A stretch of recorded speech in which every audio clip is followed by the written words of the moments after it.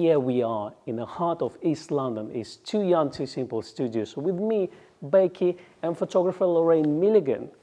Becky's not showing her face because she doesn't have her makeup on, but soon she's going to be all pretty and we're going to take some photographs of her.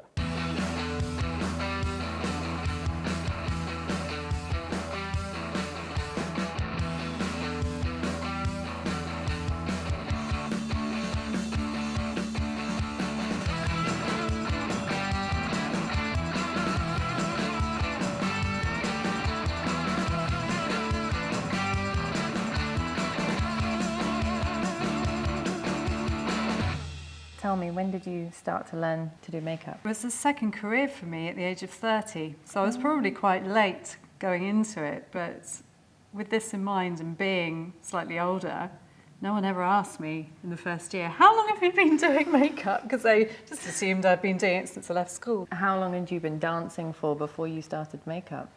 I started at 2.5 and I danced professionally till I was 30. Wow. I remember you said that you actually worked on cruise ships as a dancer. Yes, Was it as a dancer? Yes.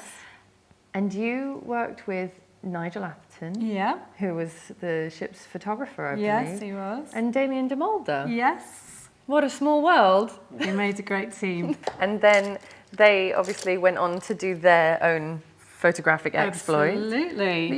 You've worked with Still photographers are. a very long time. Yes, yeah. Even as a dancer, I was working with photographers. So yeah, there's always been a photographer in my life, as it were. Yeah. And now I'm the photographer in my life as well. Exactly.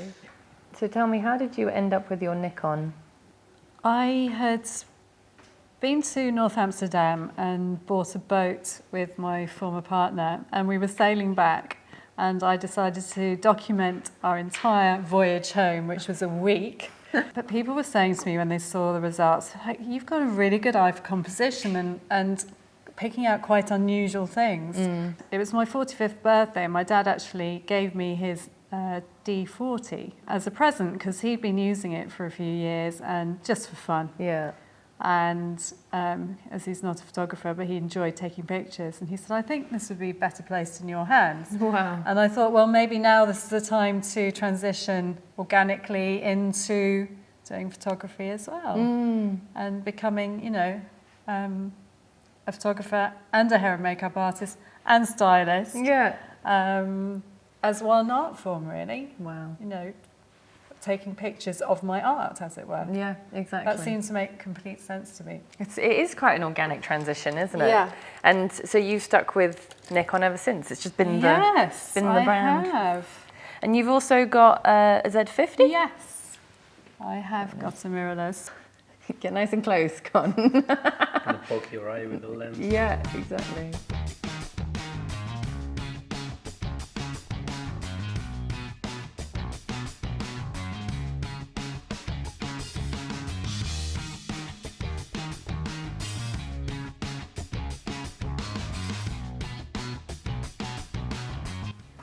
And what sort of people do you tend to make up and shoot? I work really across the board in hair and makeup. So I started off in fashion and TV. And I always knew I wanted to go into the music industry. And as I was kind of ticking the boxes of the things that I wanted to do, I was headhunted for a London agency. I was already doing TV, but they introduced me into the music industry. And I spent 5 years working in music and touring with artists and bands, mainly for Sony Music.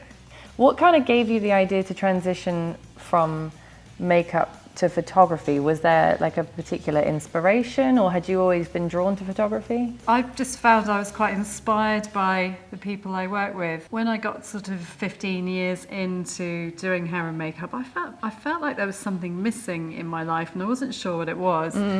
And I thought it was probably something within my career because, like I said, I felt like I was ticking all the boxes with hair and makeup, which was fantastic. I just thought there's something creative I want to do, and I'd be in shoots thinking, if only I had the camera now and I could see the shots as they were developing. And I particularly like the way that some photographers I work with natural light. Yes. And particularly because I have a big kit with hair and makeup, and then decided to do photography as well, and basically become a one-man band, I suppose, that offers the entire package. Because I thought I quite fancy becoming an art director. I thought, well, why don't I art direct my own shoots? I work with my own clients and offer, the complete package.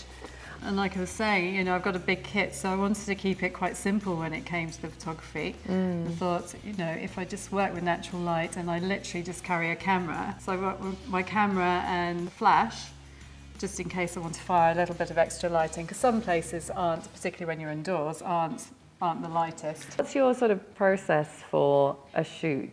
Most of the photographic work I do is what I call image and personal branding. Right. I have some clients that come to me and just say, I just want to have a new look. Yeah. I'm tired of how I'm looking, so I can create their new hair and makeup look from scratch, create it, and then photograph them in that way. So first of all, I would profile my clients, just get to know them really, and find out what they like, what they dislike, what their brand's about, also their personality and their alter ego, which is really important, how they really want to be perceived. Yeah, interesting. Then obviously create the hair and makeup look.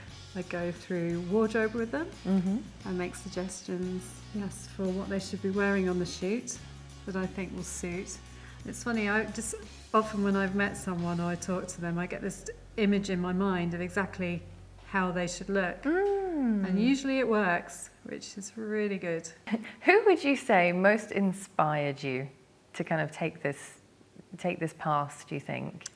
For 15 years I've been working with various photographers, but there was one person that I worked with for exactly that 15 years, literally from the moment I'd left Shepperton Studios. Wow. And my training, I got introduced to Retina Pictures, and at the time, obviously, Michael owned Retina, Michael Patland, and I started shooting with him because I'd done this I was doing a job at Pinewood, and the manager there said, there's someone I think you should meet. I think he'd love the way you work, he'd love your work. I eventually got to obviously work with Michael.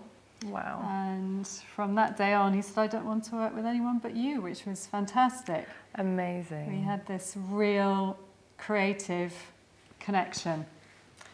And I think it's really important as a hair and makeup artist that you are in tune with the photographer and you know exactly what they're thinking. Yeah. Because you are creating the whole thing between you and that photographer. Yeah. Michael inspired me really by the way he worked. He always worked with natural light, ambient light, and I love that kind of cinematic effect. Interesting. So you kind of emulate him in your workflow, really. Yeah.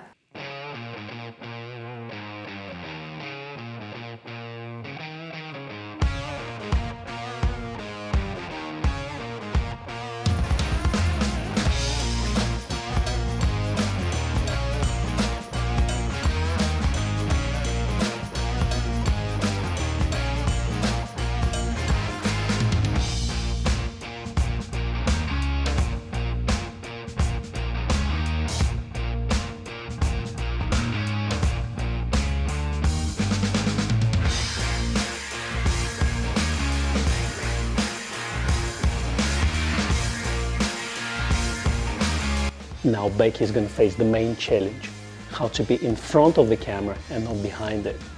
To make sure I don't fall off this hill. Gravity wants to pull me that way. So look straight down the lens at me. Lovely. Okay. Just keep your fingers really soft. So if you put them against your face, don't press hard on your face against the skin. Keep them really soft and relaxed. Okay. So you're almost cheating it a little bit. Pretending. Yes, pretending. there. But you can just very, very gently touch. And the same with arms. So you want to be able to see both hands. Okay. And don't press your arm against your body either. I think we should use this wall. I love the roughness of this wall. Yeah.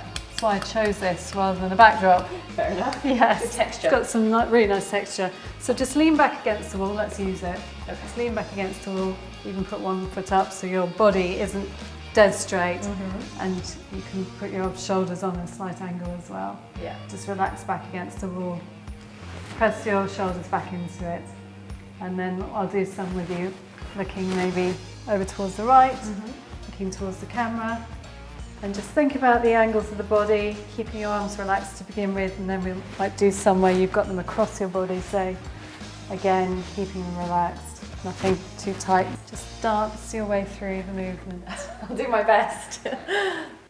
You know, as a photographer, I always keep reminding myself, look at the hair, because you're taking the shot and then you realize the hair, you know, let's say across the eye, or you've missed something, and then it's very difficult to recover in the Photoshop later on. Yeah.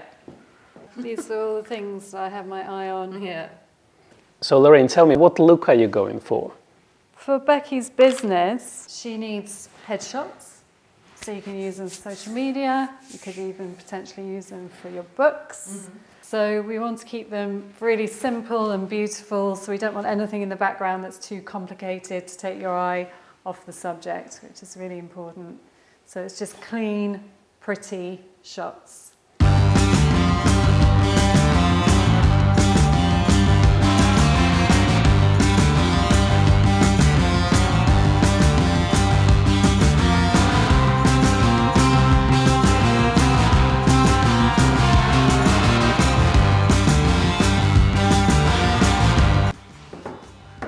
Still waiting for my turn. For me, it's going to take about 5 hours of makeup, about 10 minutes posing, because I'm a professional.